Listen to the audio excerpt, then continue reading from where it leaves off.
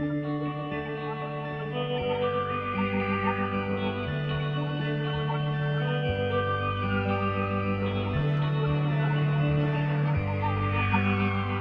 was just acting before and it was not really satisfying because I didn't feel any independent in anything I was doing, and I just felt like I wanted to do my own thing and not rely on anyone else to be able to create things, and started writing, and it became quite an habit. Like I would just write everything all the time and write poetry, and then this is what I really wanted to do, play live shows and like tell stories to people. You told me that you were not quite a dancer.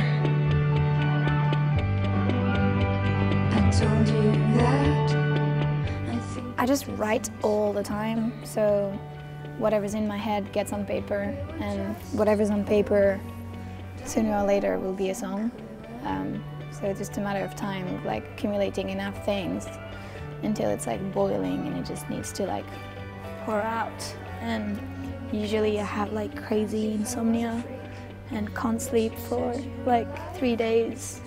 Basically like all these like soaked up frustration of being lonely would just like come out within like an hour and write a song. My biggest influence is like depression and loneliness and living in my bubble. That's what my influences are. 'Cause I've been alone too long, I've been alone too long, too long.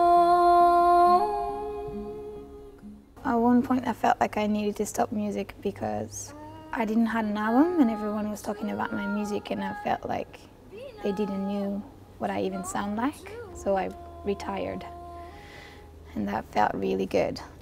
Well, I think I was just in LA, lived in a very far out in the hills house and was just doing music on my own. Had a really nice lover that was my biggest fan and biggest supporter, and who pressed me to do music again, booked me studios, and then I started playing shows again, and then I enjoyed playing in front of people again, and I got so much satisfaction from it that it just felt like this was like me, like the whole entire me.